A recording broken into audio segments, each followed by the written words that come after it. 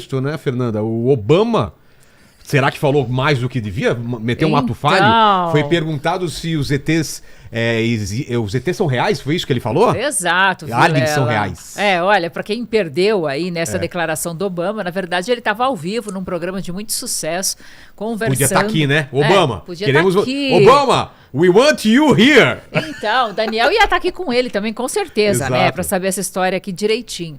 E aí ele falou o seguinte, que sim, os ETs existem. Ele ainda não viu nenhum, mas ele sabe que existem. E aí ele só falou, olha, eles existem, tal, negou ali que a área 51 existe, mas disse que existem.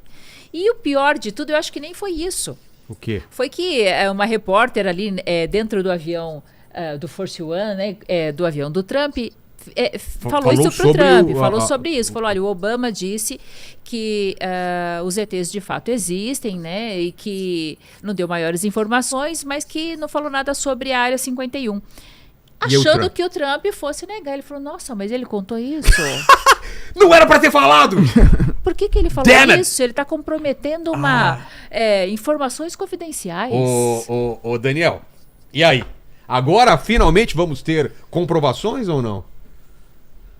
Eu acho que chegou a hora, né? Inclusive porque o Trump tá querendo desviar o assunto, né? De várias outras coisas complicadas que estão acontecendo. Então, o que faz chegar a hora, acho que é a necessidade de mudar o tema comprometedor, né? Pro Trump, não só a questão do Irã, né? Que tá bem alta, mas também os documentos do Jeffrey Epstein, né? Que são altamente contundentes aí, né? Não tem saído muito na mídia, porque ao contrário da primeira gestão do Trump, agora a mídia tá mais favorável a ele, por incrível que pareça.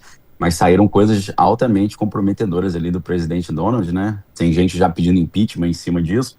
São coisas tão grotescas que eu não vou nem detalhar aqui, né? Para não poluir a mente da galera, nem o algoritmo. Mas tá numa hora ótima, né? Para desviar o assunto. Eu acho que é realmente isso que tá acontecendo. Agora, tem um detalhe na fala do Obama, que ele disse o seguinte, olha, os alienígenas existem, eles não estão no subsolo da Área 51, a não ser que tenham escondido isso dos presidentes. Eu acho que essa foi a segunda parte da frase, que foi muito interessante também, porque para quem conhece o universo dos documentos sigilosos militares, né, a gente tem vários níveis ali de sigilo, né? Eu já trabalhei com termo de sigilo no Exército, né? Fui instrutor do curso avançado de operação psicológica. Então, no Exército americano, a gente tem o Departamento de Energia, né? E aí você pensa assim, qual a importância do Departamento de Energia para o Exército? A energia, a gente está falando de energia atômica, a gente está falando de bombas atômicas, né? E a gente está falando de propulsão também, ou aeronaves que são alimentadas por energia nuclear. Então, todo o projeto Manhattan, por exemplo, ele estava debaixo do guarda-chuvas do Departamento de Energia. Então, no Departamento de Energia, você tem as credenciais mais sigilosas do governo americano, né? Que é a credencial Q, que é o nível máximo ali do Departamento de Energia. E segundo o coronel Wendell Stevens, ele revelou alguns anos atrás, já falecido o coronel americano, ele disse que os presidentes americanos eles só têm acesso até o nível 17 desses documentos sigilosos do Departamento de Energia. E documentos que estão relacionados a propulsões não tradicionais e equipamentos que são hoje atribuídos como UAP, né, UAP, que são fenômenos aéreos não identificados, esse tipo de assunto, documento e informação está no nível 21 para cima. Então existe um gap daquilo que o presidente americano tem acesso. Se ele só tem acesso aos documentos até o nível Q17, ele nunca vai ter acesso a nenhum documento desse tipo de assunto. Se ele pedir esses documentos, não virão nenhum até a sua mesa, porque a credencial dele não é suficiente para tal. Então isso aí acho que é um ponto muito interessante da fala do Obama e... No fundo, eu creio que o Donald Trump está aproveitando isso para tentar mudar de assunto, né? Aí depois, se vocês quiserem, eu explico melhor que já houve outros casos em que a CIA ela usou a questão alienígena para desviar o foco de coisas comprometedoras que o governo americano estava fazendo. Tem o nome isso, não tem?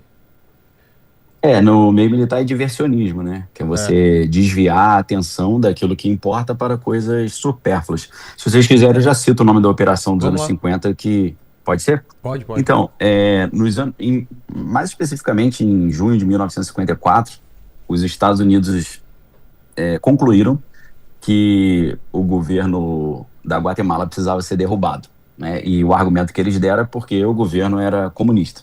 Mas, na verdade, havia uma grande proximidade entre uma empresa muito importante de frutas, por incrível que pareça, que é a United Fruit Company, cujos executivos eram muito próximos do presidente Eisenhower, né?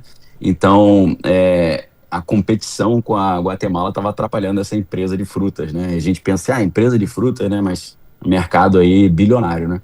E então, com o argumento de que o governo da Guatemala era comunista, mas com interesses econômicos por trás, a CIA criou a Operação PB Success, PB Sucesso, né? Por que PB? PB é o código de 2 letras para Guatemala, e sucesso é sucesso mesmo, né? Sucesso da operação na Guatemala. Então, o que eles fizeram, através de uma série de ações ali, de operação psicológica, de ações diretas contra o governo da Guatemala, né? Eles acabaram derrubando o governo do Jacobo Arbenz, né? Que era o presidente da Guatemala, em 54. E hoje, documentos desclassificados lá da CIA, né? E do Departamento de Estado, que foram liberados no final dos anos, entre os anos 90 e os anos 2000, ali na década de 90, a gente sabe desse projeto, né, do PB Success, ou PB Success, e um dos objetivos dessa operação da CIA era começar a lançar na mídia notícias sobre alienígenas para desviar o foco do que eles estavam fazendo na Guatemala. Então eu estou com uma suspeita de que essa história do presidente Obama citar isso e o Trump capitalizar em cima disso, eu acho que eles estão aproveitando para fazer um revival aí do PB Success para desviar o foco do que está acontecendo, principalmente no território iraniano.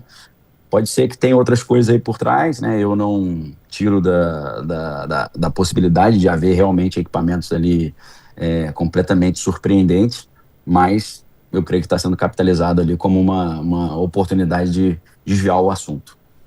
Estava vendo também que um ufólogo, o Dr. Stephen Greer, diz que preparou um discurso para o Trump revelar que extraterrestres visitam a Terra há mais de 1000 anos. E também, não sei se o Papa foi questionado, ou se agora, ou se anteriormente, se teria um discurso, se teria alguma coisa preparada para uma revelação dessa, né? Porque mudaria muita coisa na religião também, né? Sim. Segundo, a gente já até comentou em alguns programas nossos do Ligando os Pontos que já até colocaram uma data do dia 8 de julho, que é o dia que o presidente Donald Trump vai revelar ao mundo a existência dos alienígenas, né? Eu creio que a humanidade deve se preparar para isso, independente do que eles mostrarem ser real ou não, né? Porque a gente sabe que hoje, para você simular não só uma existência alienígena ou também uma invasão alienígena, é bem fácil com a tecnologia que a gente tem hoje, não só dos deepfakes da inteligência artificial, mas da própria engenharia norte-americana, que nas empresas de defesa, como a Lockheed Martin, Raytheon, né, Boeing e Northrop Grumman, eles têm aeronaves que se assemelham muito, né, a OVNIs, né, a gente poderia dizer. Então, independente se o que eles vão apresentar será verdadeiro ou forjado, eu acho que a humanidade precisa se preparar para isso, né? É claro que a Igreja Católica já tem um argumento muito bem elaborado para dar uma explicação, e eu já dou um spoiler para vocês, né? Eu faço referência ao o padre jesuíta Giuseppe Tanzella Nitti, né? Ele e o padre Funes também, esses dois padres são os especializados em alienígenas no Vaticano, e ele já tem um discurso preparado dizendo que Jesus, ele nasceu através de uma abdução alienígena, né? Maria foi abduzida por um OVNI, e aí alienígenas da constelação de Sírios, que é uma família real alienígena, engravidou Maria para fazer uma aliança entre os povos de Sírios e os povos da Terra. Então, eles vão falar, não, mas assim como nas abduções as mulheres são levadas e voltam grávidas, né? Com Maria não foi diferente. Então, já tem um discurso pronto, né? Isso está no livro Exovaticana, para quem quiser ler, que é do Thomas Horn e do Chris Putnam. Então, ele já tem uma explicação pronta, pode ficar tranquilos que argumento ele já tem, né? Imagino que vai ser parecido com o filme O Quinto Elemento, né?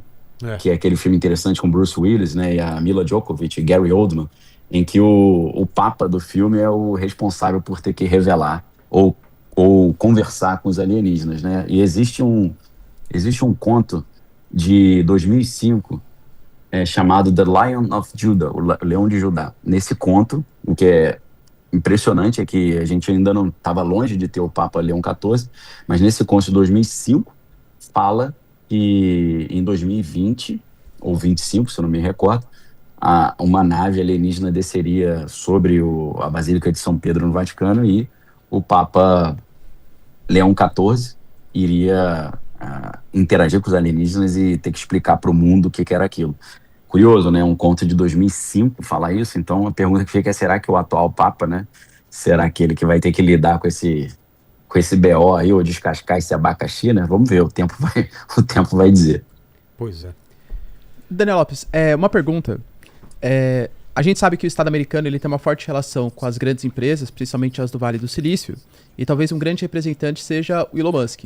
Eu, particularmente, com certeza não tenho o conhecimento histórico que você tem acerca das declarações dele sobre OVNIs, mas recentemente ele falou que se tivesse algum OVNI, ele com certeza saberia pela quantidade de satélites que existem no espaço. Ele já deu algum tipo de declaração, ou ele, ou outras pessoas representantes aí das Big Techs, dando uma escondida, que realmente ele sabe, mas tentam tergiversar sobre o assunto? Então, ele diz que ele é um alienígena, né? Ele fala isso já há muito tempo, né? A gente fica olhando para ele e pensa, será que ele tá brincando ou tá falando sério, né? Mas ele sempre diz que, até no Joe Rogan, né, que é o maior podcast do mundo, ele fala que exatamente isso. Se existisse, eu seria o primeiro a saber, porque eu tenho milhares de satélites, né, da Starlink ao redor do planeta Terra. Mas a gente tem que lembrar que existem dois Elon Musks, né? Existe o Elon Musk figura pública, né, que é um cara que é campeão de Diablo, né, que joga videogame, que é um cara, um vovô garoto. Mas a gente tem o Elon Musk também, que é o contratante de defesa, o contratante de inteligência, né? Então, o Elon Musk, como ele tem contratos com o governo americano na área de espionagem, com os satélites, obviamente, e na área de defesa, com os equipamentos bélicos que ele manda para o espaço, para a Força Espacial Americana, utilizando a SpaceX para isso, ele tem contrato ali de confidencialidade, né? Termo de sigilo, NDA, né? Non-Disclosure Agreements. Então, mesmo que ele soubesse, e se ele sabe, ele não poderia falar, claro, de jeito nenhum, e tem muita coisa que ele não pode falar, a não ser que ele quiser pegar uma prisão perpétua ou pena de morte, né? Então, o Musk já mentiu várias vezes. Se você fizer uma pesquisa do inventário de mentira que ele já contou, não são poucas mentiras, mas nesse caso ele ainda que ele quisesse falar e que ele tivesse conhecimento, ele não poderia falar devido a esses contratos de sigilo. Então não vale muito isso que ele está falando. Eu acho que ele sabe muita coisa e ele não quer falar ou não pode falar.